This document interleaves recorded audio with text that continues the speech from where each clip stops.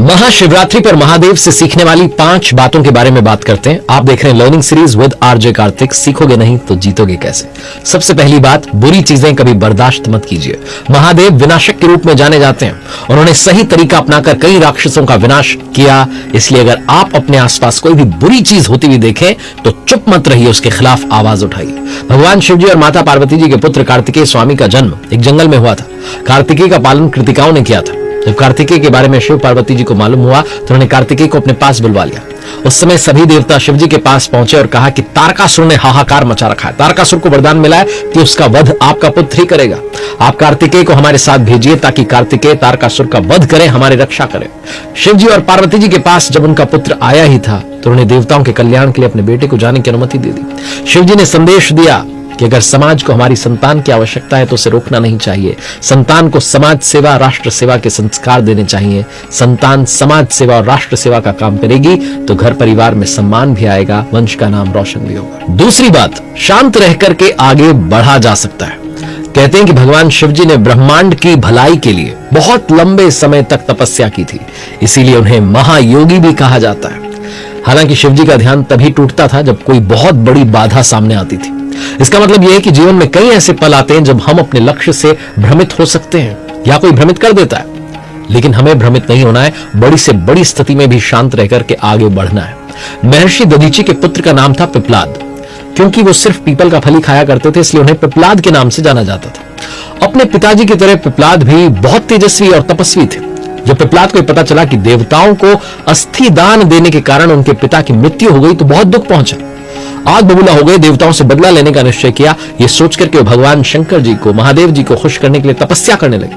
उनकी तपस्या से भगवान प्रसन्न हुए, पिपलाद से वरदान मांगने को कहा तो पिपलाद ने भगवान से प्रार्थना की कि हे आशुतोष, मुझे ऐसी शक्ति दीजिए जिससे मैं देवताओं से अपने पिता की मृत्यु का बदला ले सकूं।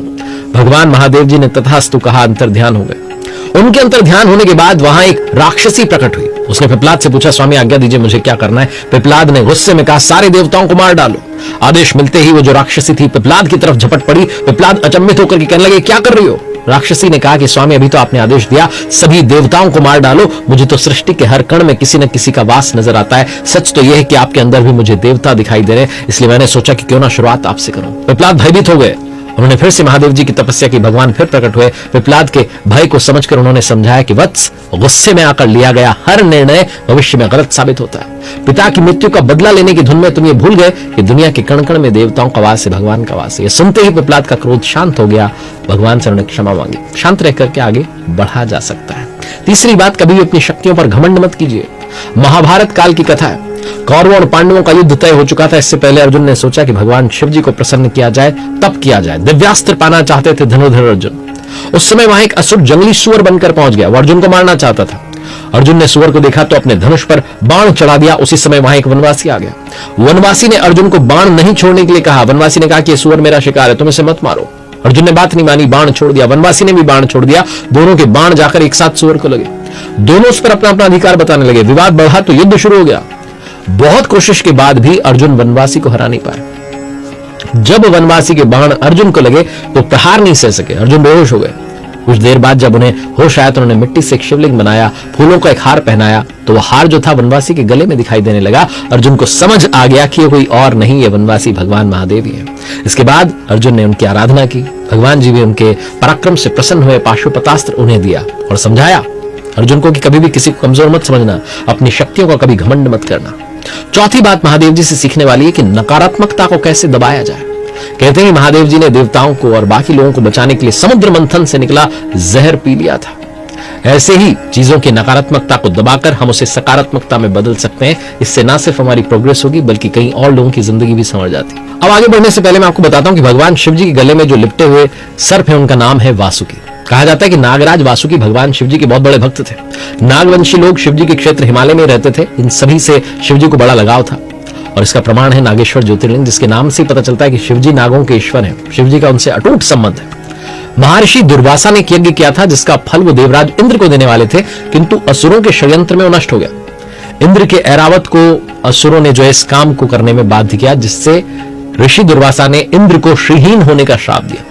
उनका श्राप ऐसा था कि इंद्र का सारा श्री जो है संसार सागर में लुप्त हो जाएगा और इसीलिए समाधान जो था समुद्र मंथन का सुझाव आया था। नागराज वासुकी जो सदैव भगवान शिव जी की आराधना में लीन रहते थे, समुद्र मंथन के समय जिस रस्सी से समुद्र मंथन हुआ वो नागराज वासुकी का ही प्रयोग किया गया था रस्सी के रूप में। इसके बाद नागराज वासुकी की भक्ति से प्रसन्न होकर भगवान जी ने उन्हें नागलोक का राजा बनाया और साथ ही कहा कि आप हमेशा मेरे गले में आभूषण की भांति लिपटे रहेंगे, ये आपको वरदान है। गर्दन पर जो सर्प है, अगर आध्यात्मिक दृष्टि से बात करें तो अहंकार का प्रतिनिधित्व करता है, जिसे एक बार अगर आपने नियंत्रित कर लिया तो आप आभूषण के रूप में पहन सकते हैं।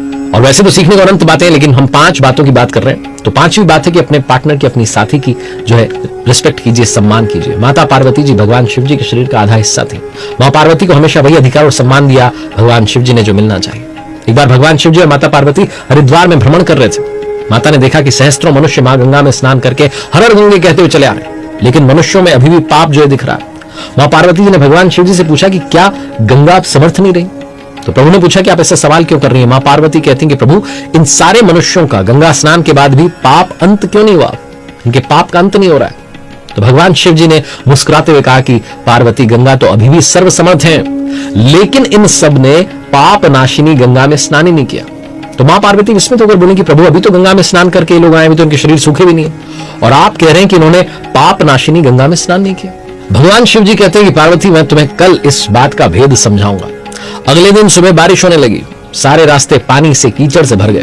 भगवान शिव जी एक वृद्ध का रूप बनाकर एक गड्ढे में ऐसे बैठ गए कि जैसे उसमें गिर गए, और वृद्धावस्था की वजह से बाहर निकला नहीं जा रहा है। तो क्या होता है कि माता पार्वती को पहले ही समझा देते हैं कि तुम बस देखना, गंगा स्नान करते हुए जितने मनुष्य आ रहे हैं उनको बस ये कहना कि मेरा पति इस गड्ढे में गिर गया है, मेरे पति सर्वथा निष्पाप आत्मा है, और कोई निष्पाप पुण्यात्मा ही उनको बाहर निकाल सकती है। अगर कोई व्यक्ति निष्पाप है तो वही मेरे पति को बाहर निकालने के लिए हाथ लगा, लेकिन अगर कोई निष्पाप नहीं हुआ तो उसका शरीर जल करके भस्म हो जाएगा। यानी कोई ऐसा व्यक्ति ही हाथ लगाए जिसके सारे पाप नष्ट होगा। मां पार्वती जी वहां गड्ढे के पास में बैठी थी, सभी को सुना करके बात कह रही थी। हर कोई जो था वहां रुक जाता था, और एक महिला की वेदना को देख करके जो है हर कोई उनकी मदद के लिए तैयार होता, लेकिन जैसे ही वो बताती कि निष्पाप ही इनको हाथ लगाए वरना भस्म हो जाओगे, तो लोग जो थे, जो हाथ आगे बढ़ाते थे, उनके हाथ रुक जाते थे। वो कहती है मेरे पति सर्वथा निष्पाप आत्मा है, और कोई निष्पाप पुण्यात्मा का यहाँ है तो इन्हें बाहर निकाल सकता है। अगर आप निष्पाप हैं तभी आपको हाथ लगाना है, वरना मैं आपको पहले बता दूं, अगर आप निष्पाप नहीं हुए तो आपका शरीर जो है जल करके भस्म हो जाएगा। चेतावनी वो बार बार दे रही थी, और लोग जो कि मदद के लिए आगे आ रहे थे वो डर की वजह से वापस से अपना हाथ पीछे कर लेते थे, क्योंकि सबको ये लगता था कि हमने जीवन में कभी ना कभी कोई ना कोई पाप तो किया ही है। और फिर वो ये सोचते कि इस बुजुर्ग के लिए अपनी जान को संकट में क्यों डालना, तो इस डर से भी लोग जो थे वो पीछे होने लगे।